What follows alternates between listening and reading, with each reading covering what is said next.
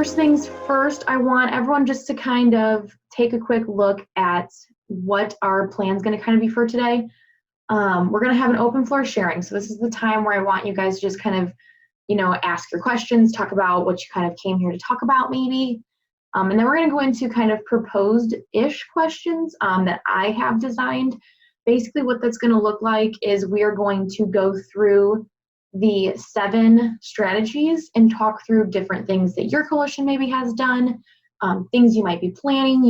Say you're planning a training and you want to know if anyone else has done this, training about marijuana before and how it turned out, tips, suggestions, that kind of stuff. So we're going to do that by going through the 7 strategies and talking through each one of those. And then lastly, we're going to end with a Q&A. So just kind of any last minute thoughts, questions anyone has that they want to ask. First things first, name of the game, marijuana. So that's all we're going to be talking about today is youth marijuana use or underage marijuana use. Our 7 environmental strategies and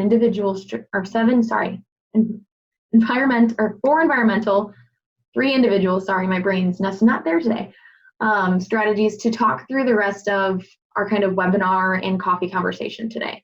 And that's because I think it's a lot easier to take a step back and look at maybe some different new things we could be doing around these issues when we're focusing on strategies. I think it's just an easy way to break it down so we can walk through some of these. The first one I want to talk about is the one, we're always doing, when we're always, talking about, and that's providing information. Is there any new ways that you guys have heard about or are currently using to share information about marijuana, misuse, and to keep those lines of communication open? Well, we recently used a billboard to get with the community. With the youth survey that we did in 2017, it showed that 26% of the kids were trying marijuana for the first time by 11th grade. So we made a nice billboard, and then on the bottom we said, "Are these your kids?" So we put billboards. We also do brochures. We table almost every event in the community, and we provide information about marijuana.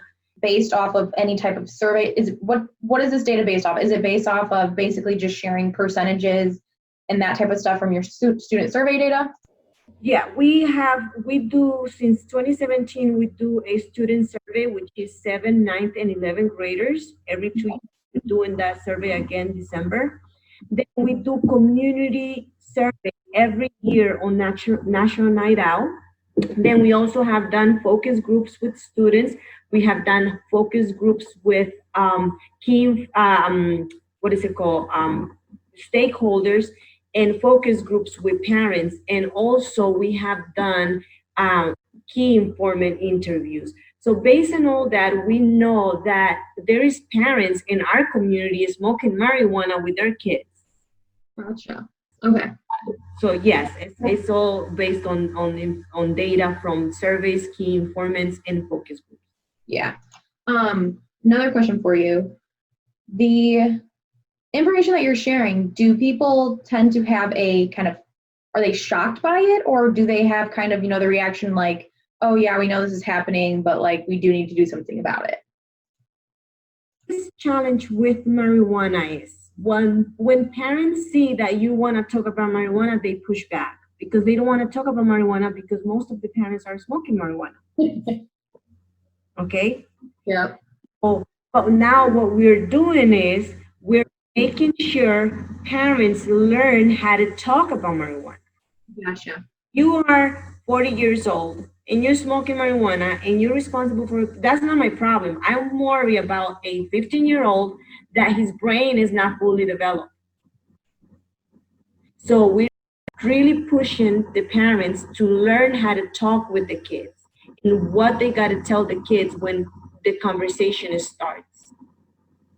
Yes, and I'm glad that you brought that up because that's kind of where I wanted to go with providing information, because I think with marijuana and how it's kind of becoming this normalized thing, especially among adults and people who use marijuana medically, I think a big push on the providing information front needs to be the correct language and giving the parents almost that information on how to properly talk about this and be educated on this topic when, something like that, if their kid's using and they need to, approach that issue. So I'm glad you brought that up. I also wanted to discuss how Chris was talking about how they did a lunch and learn for their state legislature with our state coalition. That is awesome, Chris. That's like a huge step to be, brought up to that state level, to be in the room on that issue and do that lunch and learn. And I do think a lunch and learn is a cool and innovative way to bring in this providing information strategy, because it's a lot of times, people tend to use the conventional ways of, flyers, brochures, presentations. But sometimes I think, bringing it into that lunchtime, calling it a lunch and learn, and not taking any time out of anyone's day, people appreciate that, because time is money and people a lot of times don't have time to just sit down and watch your 30-minute presentation. So I really appreciate that you brought that up as well, because that's a really interesting and cool new innovative way that people are trying to get, the information out there to the people that need it, right? So the next strategy we have here is providing support. And sometimes certain strategies can be a little bit more difficult to use to address issues, especially when it comes to youth misuse of marijuana, because a lot of times alternative activities that the coalition or your organization might be hosting is working towards more than just marijuana, youth misusing marijuana, right? Support groups, though, is a big one. We all know that there's like Alcohol Anonymous, there might be support groups for people who are trying to quit tobacco, but do we actually know how many of you know if there's an actual support group for people who are trying to quit, using marijuana recreationally? That might be something that it comes to the point where we need to start thinking about developing in our communities, especially since it is becoming so sporadic and larger than we can kind of address. Do you have something to say? Well, I wanted to share something super excited that is happening in our community. And we were able to establish a parents, I don't know if you guys ever heard about Parents Anonymous. I have not. So Parents Anonymous is an evidence-based program for parents, okay? It's a mutual support group. It turns parents into leaders in the community. So we have this support group every week at the library. And with the parents that we meet, we talk about the marijuana, we talk about the Talk They Hear You, we talk about parents who lose the most. So we provide support to parents, and also we have a youth group that meets weekly. So we work with them one-on-one every week. Awesome. I like that issue, and I like the Parent Anonymous group, especially because I think that provides a kind of an open floor for parents to come and seek advice and not be judged because it is anonymous. Especially if they're maybe dealing with an issue at home with one of their kids or children who are using marijuana and they don't know how to address this issue. And not even just marijuana, right? You said you guys talked about alcohol and some of the other issues as well. So I think that's a really cool way to bring in this strategy into your work, and how you address and provide those support groups. So that's awesome. Chris said, it is still illegal here in Iowa, but we only have an Alcohol Anonymous in our one town in our county. That is, I know you guys can be, I think you guys are pretty rural, if I'm not mistaken, right, Chris? I can't remember. All my Iowa people get mixed up. Yes, okay, cool. That's what I thought. And sometimes it can be a little bit hard, especially since you guys are still in that state where it's still completely illegal. So yes, it is hard to address that issue of marijuana misuse among especially the youth when parents and the state in general still completely, say, well, it's illegal, so it shouldn't be here at all, right? Well, yes, it is still legal, but we still see it in our communities. So how do we kind of, not to say step on people's toes or, disobey the law in a way, but how do we help those people who are experiencing those issues? So it is difficult to, I feel like for you, Chris, at this point to pull into this strategy just because of it still being illegal in the state. But just, as things come about and if it does become legalized in any way, shape, or form, this would be a strategy you could start moving into if need be. Betsy, feel free if at any time you have any questions, since you are kind of newer to all this work, or if you want more clarification on some of this, feel free to let us know. I know we're doing some talking, but I promise you I'm not going to talk too much. It's just that my coalition is awesome. they are, Helen, and I like you sharing that information, so keep it up. So providing support, for the past Red Ribbon, we provided education to all students in schools about marijuana and underage drinking. And all the government employees, they wore red ribbons. We provide the ribbons for them, and they wore the ribbon all week. For the students, we provided transportation and brought them to the county drug prevention walk. About 20 students from the high school.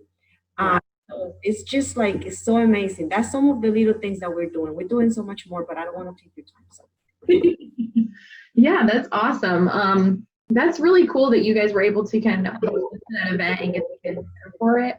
And just the last one, this one was super cool. We did Zumba for kids. So we had like 25 teenagers dancing Zumba with their parents, and it was just so beautiful. So that's ways that we provide support to kids and people. That's so awesome. Chris had one more thing to say, I think, too. She said a big thing for us is alternative activities for our youth. And I think that's kind of what you were just talking about too, Helen, about, providing, the Zumba classes and alternatives events for, kids to do with their parents and whatnot. Yes, and alternative events are a really big one in this strategy here. And it's personally my favorite one because it allows you guys to do fun things and still say that you're using a strategy sometimes, which to me, I'm all down for. But yes, Chris, for youth, since we are so rural, we do not have many opportunities for youth outside of school. And that is and I think this is a huge thing for your community because like you said, you are so rural, is really pulling into those alternative activities, I think will help on the front of addressing that marijuana or alcohol and tobacco issue. So awesome. So we're going to go into our next strategy, and that's going to be enhancing skills. And enhancing skills is going to be your type of workshops, your seminars, trainings, obviously, that you guys are hosting for the community members and youth in your community. So, and Helen kind of touched on this a little bit, I think, with her providing information. Sometimes there's a fine line between providing information and enhancing skills. When it comes to enhancing skills, we really want it to be more of a two-way communication, and you want to almost be training them on how to use a skill, whereas just providing information is just, giving them this information for them to do whatever they want kind of with. So that's going to be the two difference between those. Helen or Chris, I'm going to refer to both you guys. Is there anything you guys are currently doing in your communities, that's designed to enhance the skills of adults, parents specifically, like trainings or anything? Yes, we are actually partnership with other organizations in the county, and we are providing a full day training for parents on December 7th about parents leadership. That's one that I know is not as specific to marijuana, but it will also talk about this, why it's important for them to become active and all this kind of stuff. So that's a leadership training for parents. On Thursday, we have a conversation with the community about marijuana and how to talk to the kids. And then also with the students, we had a presentation that is called Don't Get Vape In, because here is very common that they vape in marijuana, which is even worse. So we link the vape with the marijuana presentation to students. Mm-hmm. Yep, and I have seen some other clients do that as well, especially recently. It's been a huge thing that more and more schools have been testing kids' vapes for actual THC and marijuana in them, because they're finding that a lot of times the kids who are getting caught vaping in school aren't actually vaping, like cigarettes and actual vapes. It's more of a marijuana vape or a THC vape. So that is a really big thing that's going on. And I like what you were saying kind of about your leadership training, Helen, as well, where it's not, like you said, directly towards marijuana, but it's talking about, parents being leaders and getting involved and having these skills to better help out the youth in their community, which is great. Let's see. Chris said, we have been at parent-teacher conferences with information for parents. I like that approach as well. It gets you in there. It's not super hard to do. You just show up, give them, that type of stuff. We've also held a town hall in April in conjunction with our Youth Leadership Council color run. CBD and marijuana education was one of our topics addressed during that event. I like that you brought up CBD because it has been such a huge topic lately.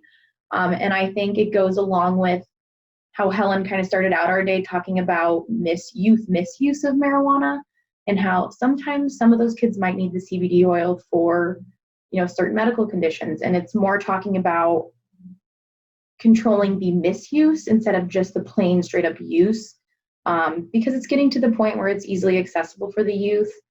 So we just need to make sure that we're getting to that point where we're talking about, the misuse and the dangers and talking to them really about how this will affect their developing brain because they are still so young.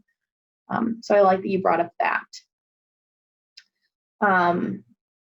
The other thing I wanted to talk about with this strategy is sometimes we tend to not pull into this strategy as much as we should.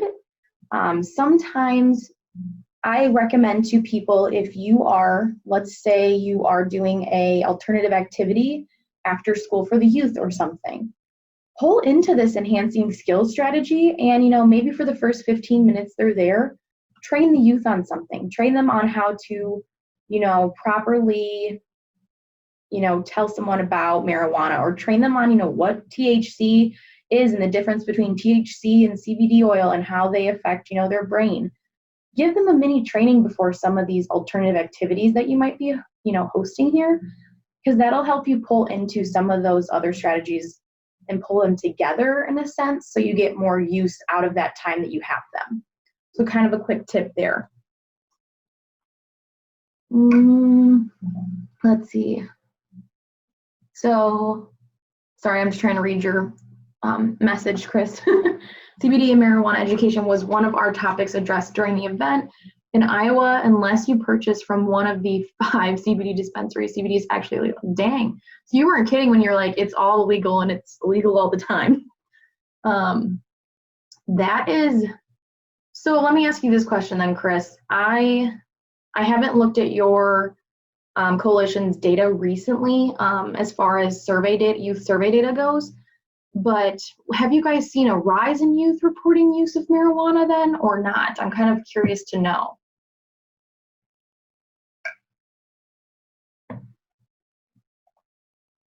If you don't know off the top of your head, that's fine too. I just am kind of curious to know.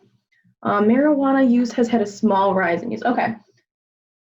And I just simply wanted to ask that since it is so, straight up illegal in the state of Iowa.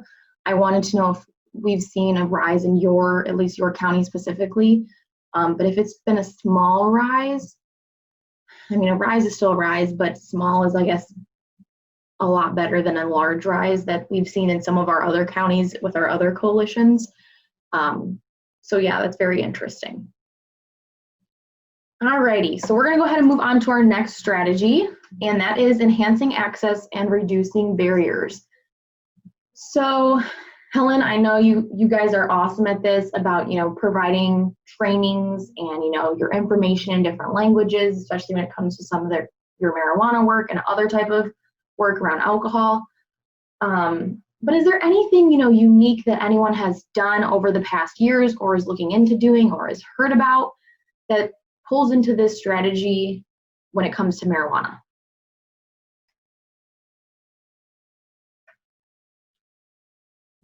This one is a little bit harder if you ask me for marijuana, simply because when I personally tend to think of enhancing access and reducing barriers, I'm thinking about usually prescription drugs. and alcohol, because you're thinking about, oh, lock up your medicine cabinet or lock up your alcohol cabinet. Since marijuana is still so illegal in most places, this strategy doesn't come too much into play, because you don't think, oh, maybe that parent should lock up their, marijuana stash so their kid doesn't get to it. But it's getting to that point in some of our states that are legalizing it, even if it is only medically or like medicinally legalized. It might be worth it to look into some type of enhancing access, reducing barrier strategy around, a marijuana lockbox. Like maybe that needs to be a thing, especially for those who it is for medical use. It's just like locking up your medicine, right? Locking up those prescription drugs. Let's see. No one has said anything, so does anyone have any questions kind of about this strategy and using this? This one, like I said, it's a little bit more difficult, but all right. Chris said, we're having issues with youth using marijuana in the cemetery near the high school, so sheriff increased their patrols of the cemetery. Yes, I think that's the best way you can kind of address that issue currently, is definitely to beef up those patrols in that area to help catch the youth, or deter them and reduce the access to that area for them to smoke, right? So yes, completely agree. That's a great one. You guys are doing a lot of marijuana work, Chris. Not that it's bad, but you guys have some good stuff you're doing. Alrighty. So we're going to go ahead and continue on to our next strategy then. If anyone, has anything about this one pop back up in their head, let me know. Our next one we're going to talk about is changing consequences. So this is where we are incentivizing behaviors that we want to see and providing disincentives for behaviors that we don't want to see. Again, when it comes to marijuana, I think this one can be a little bit difficult since it is still so, like I said, illegal in places. It's hard to say, oh, maybe we should work on increasing fines and citations on marijuana. Well, in Chris's case, where it's still technically illegal in the state, you can't necessarily go into your county and be like, we know kids and parents are getting this and using it. Let's add a citation for local businesses who sell CBD oil who don't ID or something. Or, let's, put in place a citation or a fine for local dispensaries who don't check, medical marijuana cards. That is a good one to use if in your state that's applicable. Because it's just like, alcohol or other things. You should be asked, for your medical marijuana card, for your ID. And doing a compliance check around those could be beneficial data that you could collect in your area. That could then lead to, getting a relationship with those dispensaries about how to properly train their employees on how to check IDs for marijuana, right? Sadly, in some states, it's becoming so normalized and there's dispensaries everywhere, right, that it's becoming to that point where it's almost like alcohol and you need to do those compliance checks, or tobacco where you're doing those compliance checks. If you're not to that point yet, it might be worth it just to do kind of incentives for the youth, or who, whether it's them saying, I pledge to be marijuana free this prom season or whatever. Even just little incentives like that can work as well. It's not necessarily as functional, and we know it doesn't always work, but sometimes, having that public recognition and incentive to not use marijuana can be really helpful. Betsy said, community members reported that youth were smoking marijuana behind the Walmart building. Same thing, more patrols. Late coming. No, you're fine, Betsy. Yeah, more patrols is a huge one with the enhancing access and reducing barrier strategy, especially on certain things like marijuana especially, I'm going to keep going back to Chris. In Iowa, it's completely illegal. So it's hard for Chris to really do anything around, the legal side of it, because, it's not legal yet. So it's hard to do that type of stuff. Whereas you just kind of got to pull the police in because you need more patrols in that area just to hopefully diminish that use there. So yes, it is. That's what I thought, Betsy. Okay. I didn't want to, misspeak, but I thought it was illegal in Wisconsin too. And it's fully illegal there too, right? There's no medical or anything. Just wanting to double check. Right, okay. That's what I thought. I thought those two were both pretty illegal still, but I didn't want to say that and be wrong. Okay, so this was our changing consequences strategy. Helen, do you have anything you want to add around this one that you guys are currently doing? Or Well, I was going to ask you, for example, every red ribbon, we have the students from the junior high school and the high school sign banner with pledges. I mean, pledging to be drug free. And then that banner, we bring it and we post it on, we put it on the borough hall for, I don't know, 3, 4, 5 months. Is that part of changing consequences? yeah, yes, it is. It's going to be strategy because it pulls into that and public recognition of students who are pledging to be drug free. So yeah, I would almost record I would almost record it as I'm trying to think, because it's only going to be a community change and reach if it's your first time doing it, right? Because I'm assuming that's kind of where you're going with this too. So it would be a community change. Is this your first year doing it then? No, we do it last year too. Okay. So it would then be a service provided for approximately the number of people that work in the borough hall on a daily basis would be your number served.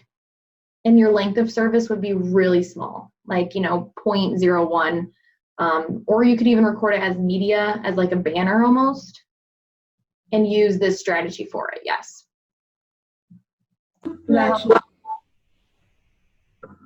Another pledge that we use is parents who host lose the most. So if I start publishing and recognizing these parents, that's changing consequences? Yes, yep. Thank you. It's a little bit of a fine line sometimes, so if you have any questions, just let me know.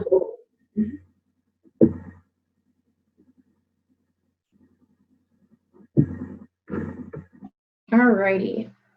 Anything else anyone wants to add?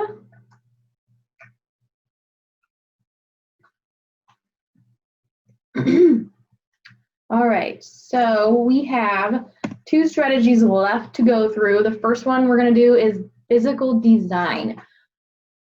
Physical design is going to be where you're changing, the permanent layout or design of an area. And the keyword for physical design is always a permanent change.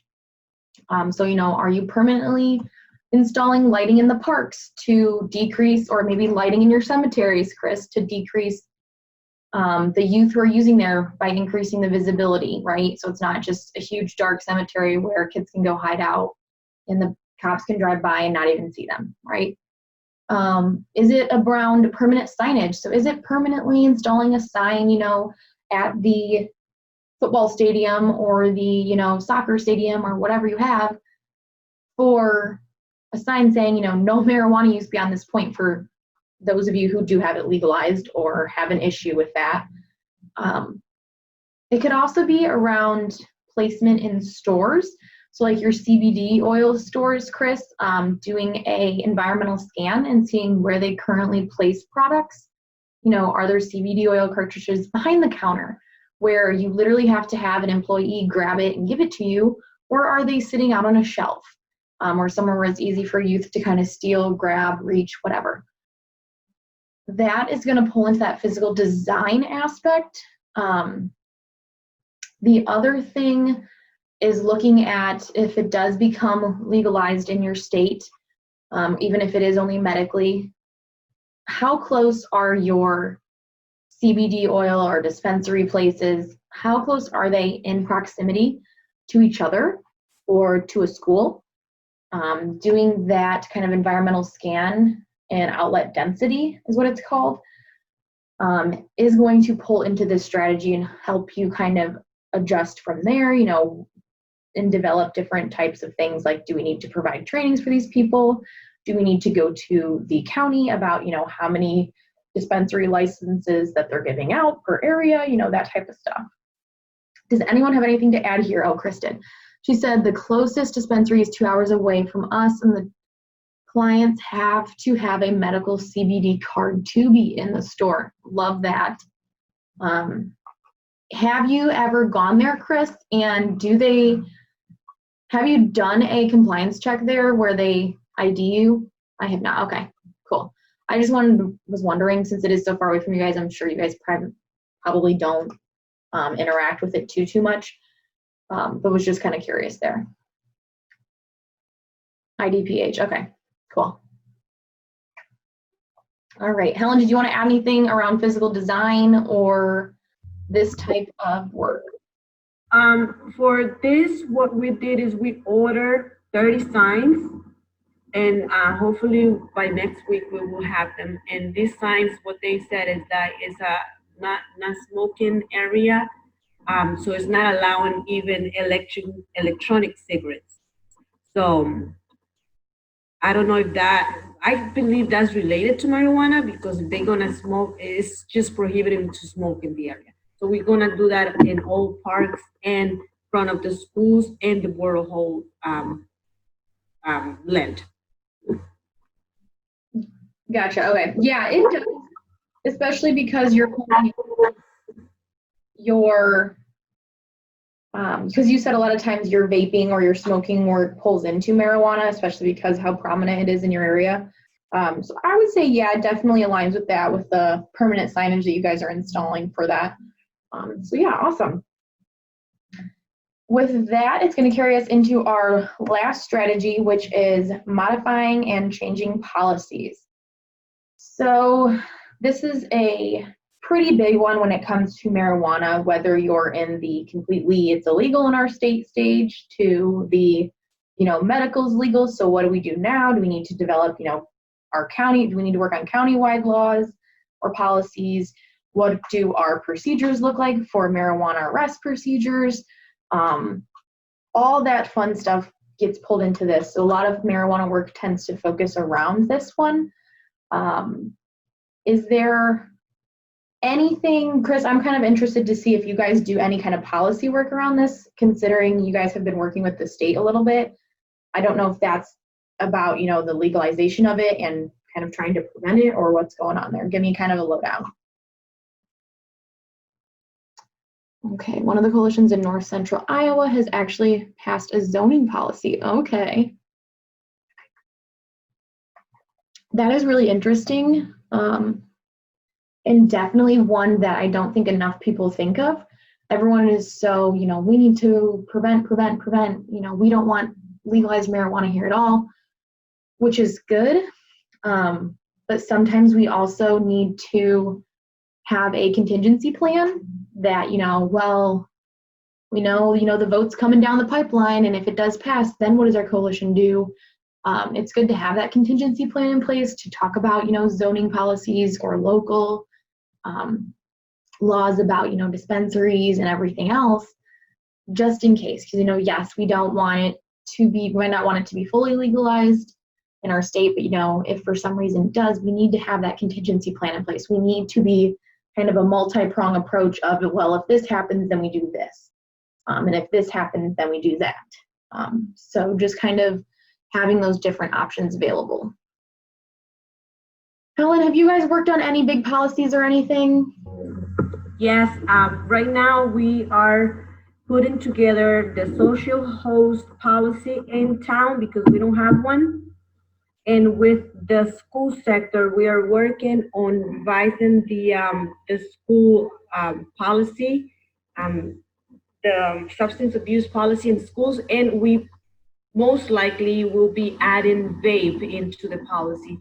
And also we're really hoping that we are able to connect the policy with a program that is called Adopt, which it will help the students not to be suspended at home, but to be suspended and receiving some type of education or doing something. So those are the things that we're currently working on when it comes to policies. Yeah, awesome. Yeah, I really like the school one, especially since you guys are looking into more of a alternative approach for suspension. That's really awesome there. So yeah, keep keep that updated on that. Hopefully you're entering all that in Reach too, because you guys have a lot of stuff that you're doing, Helen, that is awesome. I don't even know how we're doing it, but it's just excited. Like, it's exciting. Yes, it is. So Chris also mentioned at the state level, we did a day on the Hill where we had coalitions meet with their state legislators and educate them on the dangers of THC levels. And we had a couple of groups that also met with the governor that day. Changes did make it through the legislature, but the governor vetoed the bill. Awesome. You know, sometimes it's so rewarding to hear that, you know, you guys went and talked about this type of stuff and went and had, you know, the meeting with the governor, groups met with the governor. It's great to almost feel that sense of accomplishment, knowing that he ended up vetoing the bill, which is good so far for the state. I mean, we all know that things go back and forth a lot of times, you know, it's a lot harder for bills to get passed than just, you know, a single check mark on a box. But it's awesome to hear that that did happen. That's cool. And I do think that it is very important to talk with your legislatures and to be educated about these issues, especially if you're taking some of your youth with you who are super educated, because that shows the legislatures that they care. These youth are caring about their health. They want to see, you know, things go in the way of, you know, positive health so they can grow up in a world that's not, you know, riddled with drugs and alcohol issues and all that stuff. So it's really cool to be able to really pull into your youth and take them to those type of things like Capitol Hill Day with the state, or, you know, whether you're going to the one at CADCA. It's really awesome work that is rewarding and helps, you know, make a difference. Thank you guys for joining us today. I'm glad we had this great conversation. If you guys ever have any questions or follow-up information that you want or need from me, please feel free to let me know. But with that, everyone have a great rest of your day.